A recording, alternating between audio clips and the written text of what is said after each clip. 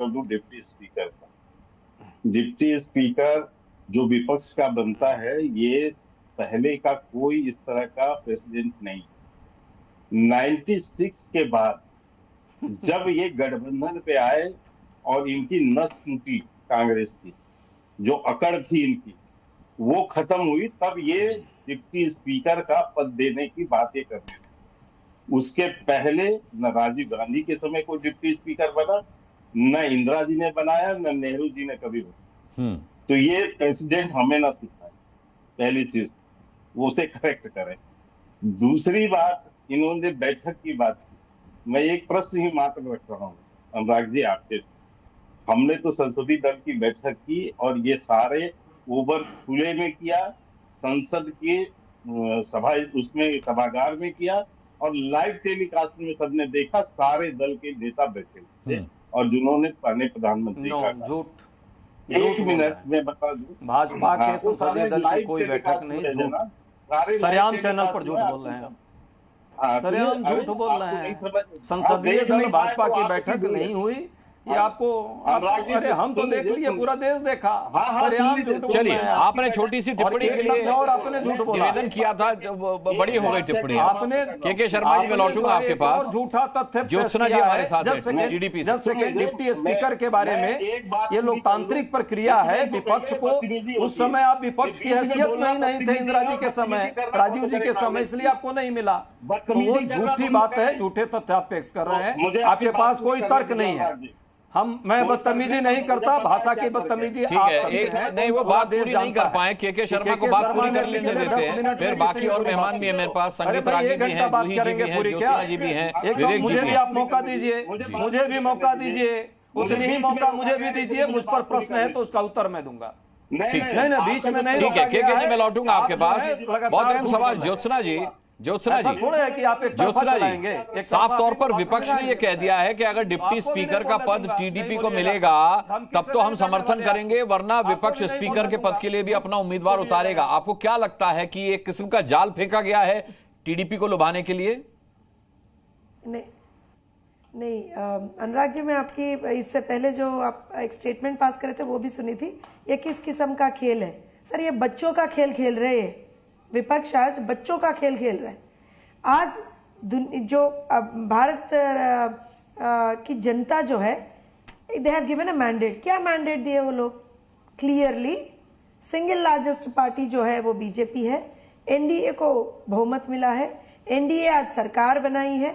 NDA के जो दल हैं सब मिलजुल के, चाहे वो आंध्रा में हम लोगों की सरकार बनी है, आंध्र प्रदेश में, और देश में भी हमारी सरकार बनी है, ऐसा ही पूरी जगह हो रहा है। अब इनकी यहाँ पे आप बात देखिए, ये बोलते हैं कि एनडीए की सरकार रहने दो, कुछ भी रहने दो, एनडीए में जो दल है उनके मन में क्या है हम झांक के देखेंगे, चाहे वो हो ना हो, हम ही बोलेंगे उनके बदौलत।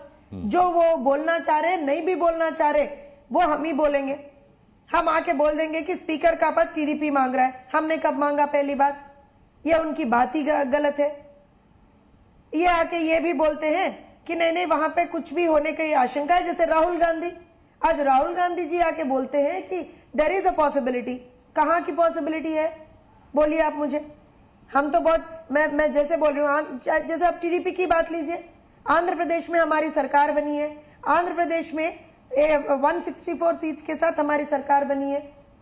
वहां पे बीजेपी के मंत्री हैं, जनसेना के मंत्री हैं, तेलुगु देशम पार्टी के मंत्री हैं, और यहाँ पे केंद्र में हमारी सरकार बनी है जहाँ पे बीजेपी के मंत्री हैं और तेलुगु देशम के भी मंत्री हैं। तो क्या चाह रहे हैं ये लोग? मुझे समझ में नहीं आ रहा। बार बार यही बोले जाते हैं, यही बोलते रहेंगे कि हम तो नाक में दम कर देंगे इनके। अरे जनता की जो डिसीजन है, जनता की जो मैंडेट है, उसको भी आप आज ठुकरा दोगे? जनता ने ये मैंडेट दिया है कि तीसरी बार भी एनडीए की सरकार बनी है, तीसरी बार भी मोदी ही प्रधानमंत्री है। जनता ने ये मैंडेट दी है, उसको भी आप निकाल के बाहर फेंक दोगे? हम तो नाक में दम कर देंगे इनकी। क्यों करोगे भाई नाक में दम? क्यों? ठीक है, मैं पूछ लेता हूँ, जूही सिंह जी से पूछ लेता हूँ इस सवाल का जवाब। जूही सिंह जी, क्यों नाक में दम कर रहा है विपक्ष भाई? आप जी, अच्छा बात पूरी कर लीजिए। अनुराग जी एक और बात, नहीं एक और बात है ये बार बार आके बोलते हैं कि स्पीकर कौन है, डेप्यूटी स्पीकर कौन है, टीडीपी से बनेगा, जेडीयू से बनेगा, बीजेपी से बनेगा, ये बनेगा तो ये उम्मीदवार है तो हम सपोर्ट करेंगे। भाई पहले ये तो बता दो आपके लीडर ऑफ ऑपोजिशन कौन है, ये तो बता दो आप पहले। लीडर ऑफ ऑपोजिशन कौन है आप में? कांग्रेस से बनेंगे या फिर एसपी से बनेंगे? पूछ लेता हूं अभी क्या राहुल गांधी होंगे क्या, पूछ लेता हूं पार्टी से बने ये तो बता अभी दो अजय उपाध्याय से पूछ लेते हैं कि क्या राहुल गांधी हो सकते हैं नेता विपक्ष, पूछ लेते। लेकिन उससे पहले जूही सिंह जी, क्यों नाक में दम कर रहा है विपक्ष भाई? ये प्री पोल अलायंस था, इसमें कोई शर्तें नहीं है, किसी शर्त के तहत ये सहयोग नहीं हुआ था, ये अलायंस नहीं हुआ था, तो अब क्यों इस तरीके की अफवाहें उड़ाई जा रही हैं कि फलाना वो पद मांग रहा है, फलाना वो मंत्रालय मांग रहा है और ये सरकार गिर सकती है, सरकार टिकेगी नहीं, एक सहयोगी भी हटा तो सरकार गिर जाएगी? क्यों इस तरीके की अफवाहें आप लोग फैला रहे हैं? अनुराग जी, हम लोग कोई अफवाह फैला नहीं रहे हैं। पता नहीं क्यों टीडीपी इतनी नाराज हो रही है इनसे, तो हमारे अच्छे संबंध है, ये एनडीए में हैं, उनके साथ सरकार बना रहे हैं, जनता का ये मैंडेट है। हम तो अपनी ऐतिहासिक विजय जो उत्तर प्रदेश में हुई उससे समाजवादी पार्टी और इंडिया गठबंधन बहुत खुश है। हमने मुद्दे उठाए, मुद्दे जो उत्तर प्रदेश से संबंधित थे, जिससे भारतीय जनता पार्टी की प्रचंड हार हुई, चाहे वो अयोध्या हो, चाहे वो चित्रकूट हो, गाजीपुर हो, चाहे वो श्रावस्ती हो, सुल्तानपुर, बहुत सारी सीटें आपने हारी और जहां आप जीते भी। भाजपा को मैं याद दिलाना चाहती हूं क्योंकि मर्यादा की बात हो रही थी और पहले ही मर्यादा की बात करते ही आपने आत्मा, बिलखना, रोना, तो पता नहीं अपने प्रवक्ताओं को कुछ तो शिक्षा भारतीय जनता पार्टी को देनी चाहिए कि कुछ पढ़ के आया करें तो मुद्दों की बात करें। हमने एक सकारात्मक विपक्ष की भूमिका हमेशा निभाई है। जहां तक स्पीकर, डिप्टी स्पीकर की बात है जी,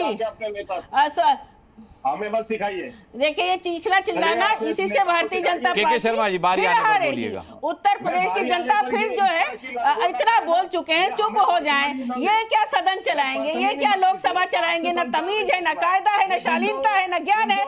ये उत्तर प्रदेश का प्रतिनिधित्व करेंगे, यही प्रधानमंत्री इनको सिखाते हैं, यही मुख्यमंत्री इनको सिखाते हैं। ये लोग आकर के विपक्ष की बात करेंगे, ये लोग लोकतंत्र की बात करेंगे। गुंडे माफिया आपकी भाषा, आपकी शैली से झलक रहा है और आप जैसे प्रवक्ताओं को भारतीय जनता पार्टी को बाहर का रास्ता दिखाना चाहिए क्योंकि आप लोगों के पास कोई मुद्दा नहीं है और यही कारण है उत्तर प्रदेश। के शर्मा रुक जाइए, जूही सिंह को बात पूरी कर लेने दीजिए भाई। सारे पेपर लीक पर, गुंडागर्दी पर कुछ नहीं बोलते हैं जी, बात कर लेने दीजिए।